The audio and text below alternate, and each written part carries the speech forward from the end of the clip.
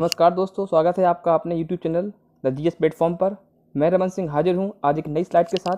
दोस्तों, आज का जो टॉपिक है वो बाइजेक गैस लीक है और हम जानेंगे अभी हाल फिलहाल में घटी घटना आखिरकार किस तरीके से इसने जो है जनजीवन को प्रभावित किया है। और भोपाल गैस त्रासदी के बाद अब ये दूसरी बार ऐसा हुआ है कि फिर से कोई गैस लीक हुई है, लिहाजा ये ज़्यादा इंपॉर्टेंट है परीक्षा की दृष्टि से। और इसमें कौन सी गैस लीक हुई है और किस स्थान पर हुई है, क्या उसका यूज़ था, वगैरह वगैरह एग्ज़ाम में पूछ सकते हैं। तो चलिए आइए स्टार्ट करते हैं अपनी स्लाइड को और जानेंगे इस बाइजेक गैस लीक के बारे में। तो सबसे पहले यहाँ पे देखेंगे कि क्या हुआ था, आखिर क्यों यह मामला सुर्खियों में रहा, चर्चा में क्यों आया। तो विशाखापत्तनम से 15 किलोमीटर दूर, कहाँ पर, विशाखापत्तनम से 15 किलोमीटर दूर गोपालपत्तनम में स्थित एलजी केम पॉलीमर से एक गैस का रिसाव हुआ जिससे 11 लोगों की मौत हो गई। अब देखिए यहाँ पे क्या है, एक तो जगह स्थान होगी विशाखापत्तनम, तो वहाँ से 15 किलोमीटर दूर जो गोपालपत्तनम है उस जगह पर जो है एलजी केम पॉलीमर का प्लांट लगा हुआ है। यहाँ से गैस का रिसाव हुआ, ठीक है, जिससे क्या 11 लोगों की मौत हो गई और कई हज़ार लोग घायल हो गए। बताया जा रहा है लगभग 4 से 5 हज़ार लोगों पर इसका प्रभाव देखने को मिल रहा है। साथ साथ में इसके आसपास के जो जीव जंतु हैं, पक्षी हैं, पशु हैं, उन पर भी जो है इसका इफेक्ट देखने को मिल रहा है। जो तस्वीरें आपने देखी होंगी टीवी वगैरह पर वो बड़ी भयानक हैं, डरावनी हैं। क्या इसके बारे में जानना अत्यंत ही आवश्यक हो गया है, ठीक है। इसके साथ यहाँ पर देखिए इस गैस का नाम क्या है। तो इस गैस का जो नाम है वो है आपका स्टायरीन। स्टायरीन जो गैस है यह इसका नाम है और यह एक प्रकार का ऑर्गेनिक कंपाउंड है, यानी कि कार्बनिक यौगिक है। इसके बारे में भी हम जानेंगे। तो ये आप याद कर लीजिए कि विशाखापत्तनम के पास जो गोपालपत्तनम है या विशाखापत्तनम जो गैस लीक है वहाँ पर जो गैस लीक हुई है इसका नाम क्या है, स्टायरीन है। क्या नाम है इसका, स्टायरीन। जिस तरीके से बार बार भोपाल गैस त्रासदी में मिथाइल आइसोसाइनाइड का नाम पूछा गया है, यानी कि क्या ऐसा हुआ था, तो हम लोग लगाते हैं MIC मिथाइल आइसोसाइनाइड, वैसे यहाँ पर पूछेंगे इसका स्टायरीन का। तो ये एग्जाम के लिहाज से बहुत इंपॉर्टेंट है और इसे नोट कर लीजिए, बिल्कुल मत छोड़िए, ठीक है। साथ साथ में तभी मैंने आपको नोट लगा दिया है, ये नोट पढ़ जाइए कि 1984 में भोपाल गैस त्रासदी में MIC यानी कि मिथाइल आइसोसाइनाइड का रिसाव हुआ था। क्योंकि ये जो है पर्यावरण वाले टॉपिक्स में आता है, लिहाजा इन दोनों में से कोई भी एक पूछ सकते हैं। तो भोपाल गैस त्रासदी तो लगातार आता ही रहा है, जब देखो तब इससे एक क्वेश्चन उठता ही रहता है। अब जो है एक नया टॉपिक मिल गया है, हमारे जो पेपर सेटर हैं उन्हें मिल गया है क्या, स्टायरीन। तो अब भैया आप इसको भी तैयार कर लो, नोट कर लो, पेन डाउन कर लो, और इम्पॉर्टेंट बहुत ज़्यादा है, ठीक है। इसके बाद देखिए इसके बारे में जानेंगे कि आखिर इसकी लोकेशन क्या है। तो इसकी लोकेशन की बात करें तो जैसे बताया गया है कि इस गैस का जो इफेक्ट है वो बड़ी तेज़ी से जो है लगभग 3 किलोमीटर के एरिया में देखने को मिल रहा है, ठीक है। तो ये जो है वो आपका क्या हो गया, विशाखापत्तनम, और यहाँ पास में है। तो ये क्या, एक प्राकृतिक बंदरगाह है, ये नेचुरल हार्बर है, प्राकृतिक बंदरगाह है जिसका विकास बहुत ज़्यादा अंग्रेजों ने अपने व्यापार के लिए कर रखा था। तो यहीं पर जो है इस गैस का जो है वो प्लांट लगा है और यहाँ से इस गैस का रिसाव हुआ है। तो ये थोड़ा आप याद रखिए कि विशाखापत्तनम इसकी लोकेशन समुद्र के किनारे है, ठीक है। चलिए इसके बाद अब और आगे देखते हैं क्या है स्टायरीन गैस। अब इस गैस के बारे में जान लेते हैं, जैसे कि बहुत ज़रूरी है और इम्पॉर्टेंट भी है कि एग्जाम के लिहाज से। तो मैंने बताया था अभी हाल फिलहाल में ये कैसे ऑर्गेनिक कंपाउंड है, यानी कि कार्बनिक यौगिक है। अब ऑर्गेनिक कंपाउंड क्या होते हैं, ऐसे यौगिक, ऐसे कंपाउंड जिनका प्रधान तत्व क्या होता है, कार्बन होता है। क्या होता है, कार्बन होता है। उन्हें हम क्या बोलते हैं, ऑर्गेनिक कंपाउंड बोलते हैं। इसे हम बिनाइल बेंजीन या इथाइल बेंजीन भी कह सकते हैं। तो इसके ये भी नाम है, लेकिन चूंकि स्टायरीन ही बहुत फेमस नाम हुआ है, लिहाजा आप लोगों को कुछ नहीं करना है, स्टायरीन ही तैयार कर लेना है, ठीक है। उसके बाद अगर हम इसकी बात करें अणुसूत्र की, तो जो इसका अणुसूत्र है वो क्या है, C8H8। इसे आप तैयार कर लीजिए, ये इंपॉर्टेंट है, पूछ सकते हैं इसका अणुसूत्र C8H8 क्या है, तो ये हमारा स्टायरीन है। तो एक ये चीज़ इंपॉर्टेंट आती है। इसके साथ साथ हम आगे चलेंगे तो इसके बारे में जानेंगे कि इसका एक प्रकार से रासायनिक जो रिएक्शन है वो किस तरीके से हो सकती है। तो यहाँ पर देखो बताया गया है कि इस गैस को फैक्ट्रियों में तरल अवस्था में 20 डिग्री सेल्सियस से नीचे के तापमान पर स्टोर किया जाता है। यहाँ पर अभी हाल फिलहाल इस कंपनी के जो मालिक हैं उन्होंने बताया भी है कि भाई हमने जो है 44 डेज हो गए थे तब से ये जो है प्लांट बंद था और लगातार इस गैस को स्टोर कर रखा गया था। जो टैंक की स्टोर क्षमता थी लगभग 2300 टन के आसपास थी, फिर भी जो है इससे काफ़ी कम, यानी कि 1700-1800 टन के आसपास जो है गैस भरी हुई थी। इसके बाद भी लीक कर गई। कारण ये था कि वो कहते हैं कि अगर तापमान बढ़ेगा तो हो सकता है ये प्रॉब्लम करेगी। और वैसे ये कि 20 डिग्री सेल्सियस से अधिक तापमान होने पर ये वाष्प में बदलने लगती है और ऑटो पॉलीमराइजेशन होने लगता है, यानी कि स्वतः बहुलकीकरण के पश्चात यह रिएक्शन करने लगती है और यह भाप में बदल जाती है, तो वाष्प में चेंज होती है। तो पहले क्या है, यहाँ पे देखेंगे कि 20 डिग्री के नीचे है तो बड़ी आसानी से इसे स्टोर कर सकते हैं, ठीक है। लेकिन जैसे ही 20 डिग्री से टेम्परेचर ज़्यादा होगा, कितने से, हमारा 20 डिग्री से टेम्परेचर ज़्यादा होगा, तो ये फिर अपने आप जो है वाष्प में चेंज होने लगेगी। तो ये यहाँ पर ध्यान देने वाली बात है। और वास्तव में टेम्परेचर बढ़ा था, 44 डेज़ के बाद जो है फैक्ट्री में लोगों ने काम स्टार्ट किया,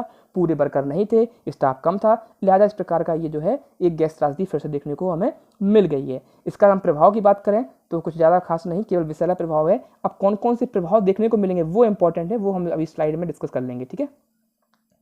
चलिए इसके बाद एक तो क्या है इसका उपयोग देखते हैं। आखिरकार ये प्लांट लगाया गया है, ये गैस बनाई जा रही थी, इसका क्या उपयोग था, क्यों इसे जो है बड़े बड़े टैंकर्स में स्टोर किया जा रहा था। तो इसके स्टोर की हम बात करें तो पहला उपयोग इसका जो है वो है हमारा क्या है, पॉलीस्टीरीन बनाने में। तो हम क्या बनाते हैं इससे हम लोग जो है बड़े पैमाने बनाते हैं पॉलीस्टीरीन। अब ये पॉलीस्टीरीन क्या है ये देख लेंगे। ये एक प्रकार का क्या है, वर्सटाइल प्लास्टिक है। क्या है, वर्सटाइल प्लास्टिक, यानी कि विविध प्रकार के प्रयोगों में आने वाला प्लास्टिक, जिसका उपयोग हम रेफ्रिजरेटर, ऑटोमोबाइल, उसके पार्ट्स, इलेक्ट्रॉनिक उपकरण आदि अन्य सामानों में कर सकते हैं। यहाँ तक कि बिजली के तार वगैरह के ऊपर जो पीवीसी है ना, उसमें भी कहीं से बनाने में हम लोग कर सकते हैं। तो ये बहुत इंपॉर्टेंट है पॉलीस्टाइरीन। आजकल के हमारे जो दिनचर्या है, हमारे दैनिक जीवन में जो इस्तेमाल होने वाली चीज़ें हैं, उसके लिहाज से बहुत इंपॉर्टेंट है। तो पहला ही ये है कि स्टाइरीन गैस से हम क्या कहते हैं, पॉलीस्टाइरीन। और ये क्या है, एक प्रकार का प्लास्टिक है। कैसा है, वर्सटाइल प्लास्टिक है, यानी कि इसका विभिन्न आयामों में विभिन्न तरीके से इसका हम इस्तेमाल करते हैं। तो यहाँ से एक इंपॉर्टेंट हो गया कि यही वजह है कि इसका हम लगातार क्या कर रहे थे, इसका स्टोरेज किया जा रहा था। अब बात ये आती है कि जब ये गैस लीक हुई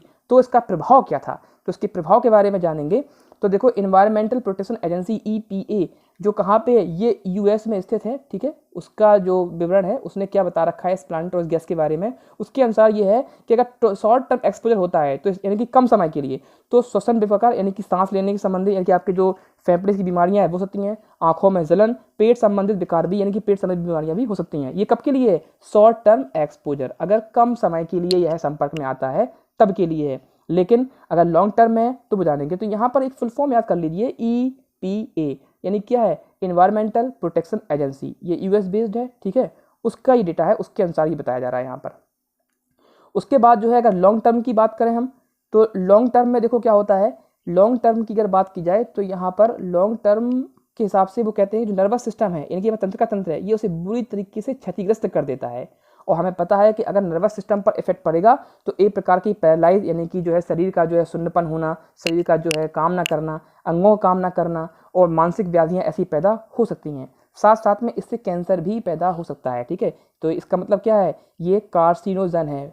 मोस्ट इंपॉर्टेंट है, क्या होता है कार्सिनोजन, ऐसे तत्व या ऐसे यौगिक जो क्या कर सकते हैं, शरीर में कैंसर को पैदा करते हैं, उन्हें हम लोग क्या बोलते हैं, उन्हें बोलते हैं हम लोग कार्सिनोजन। तो ये इंपॉर्टेंट है। अब ये कैंसर पैदा करता है, तो किस प्रकार के कैंसर को ये पैदा कर सकता है, तो वो जो कैंसर है उसका नाम क्या है हमारा, वो है ल्यूकेमिया, यानी कि ब्लड कैंसर। ठीक, क्या हो गया, ब्लड कैंसर। यानी कि अगर ये गैस लंबे समय तक मानव शरीर के प्रभाव में आती है, उसके साथ रिएक्शन करती है, तो यह कैंसर पैदा करेगी, और कैंसर में भी खासकर ब्लड कैंसर, ठीक है, ल्यूकेमिया। तो ये इंपॉर्टेंट यहाँ पे हो जाता है। तो इसको नोट कर लेना, इसकी बीमारियाँ कौन कौन सी हैं, एग्जाम में कुछ भी पूछ सकते हैं। चलिए अब देखते हैं कंपनी का विवरण, देखते हैं कि ये कंपनी यहाँ पर आकर कैसी हुई।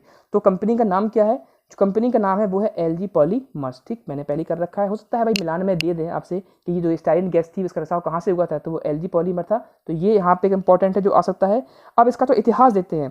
पहले एक्चुअल क्या था कि ये हिंदुस्तान पॉलीमर्स थी, जिसे बाद में जो है 1978 में मैकडॉवेल एंड कंपनी में मर्ज कर दिया गया था। यानी कि 1961 में क्या था, 1961 में ये हिंदुस्तान पॉलीमर थी। उसके बाद 1978 में इसे मैकडॉवेल कंपनी में मर्ज किया गया, उसे विलय कर दिया गया, मिला दिया गया, जिसका अधिग्रहण बाद में साउथ कोरिया की कंपनी जिसे LG कैम कहते हैं उसने जो है 1997 में कर लिया। तो ये यहाँ पर एक इंपॉर्टेंट चीज़ सामने यहाँ पे निकल के आ रही है कि कब किया, तो साउथ कोरिया ने है की कंपनी है, इसका नाम क्या है LG कैम, उसने जो है 1997 में इसका अधिग्रहण कर लिया, और तभी से इसका नाम क्या पड़ गया, इसका LG कैम पॉलीमर्स है। तो ये मोस्ट इंपॉर्टेंट है, ठीक है, इसका नाम याद तैयार कर लीजिए, एग्जाम में आ सकता है।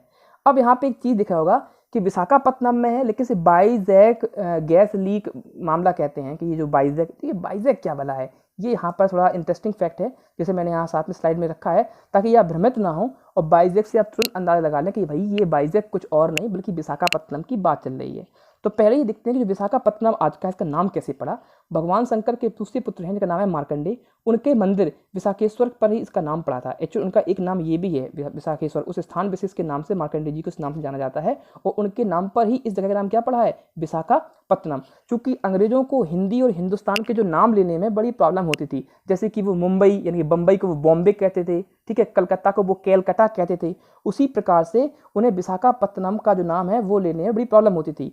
और ये उनके लिए बहुत इंपॉर्टेंट था क्योंकि इन्होंने उसे अपने व्यापार के लिए एज ए बंदरगाह के रूप में इस्तेमाल किया। हमें पता है कि विशाखापत्तनम बहुत हमारा भारत का प्राकृतिक बंदरगाह है और प्राचीन प्राकृतिक बंदरगाह है, ठीक है। ब्रिटिश पीरियड और उससे पहले से भी यहाँ से लगातार व्यापार होता आया है, लिहाजा अंग्रेजों के लिए ये बहुत इंपॉर्टेंट था। तो अब भाई जब इंपॉर्टेंट था तो नाम भी इसका लेना था और वो नाम इसका ले नहीं पाते थे, तो वो करते क्या थे कि वो विशाखापत्तनम को वो वाईजैगापट्टनम कहते थे। क्या बोलते थे, वाईजैगापट्टनम। तो वाईजैगापट्टनम को शॉर्ट में क्या किया, वाईजैग, और फिर कालांतर में यही वाईजैग वाईजैग इस तरीके से हो गया, तब से इसका नाम क्या हो गया, वाईजैग। तो शॉर्ट में विशाखापत्तनम को वाईजैग बोलते हैं। तभी इस त्रासदी का जो नाम है वो वाईजैग गैस लीक दिया गया है, यानी कि वाईजैग गैस रिसाव त्रासदी नाम दिया गया है। तो ये ध्यान रखिएगा, ठीक है। तो आज की स्लाइड में फ्रेंड्स इतना ही, और अगर ये वीडियो अच्छा लगा हो तो प्लीज़ शेयर करें, लाइक करें, और इसका जो PDF है वो हमारे Telegram channel the GS platform पर आप पहुँचें और वहाँ से डाउनलोड कर सकते हैं और उसको शेयर भी करिए। Thank you.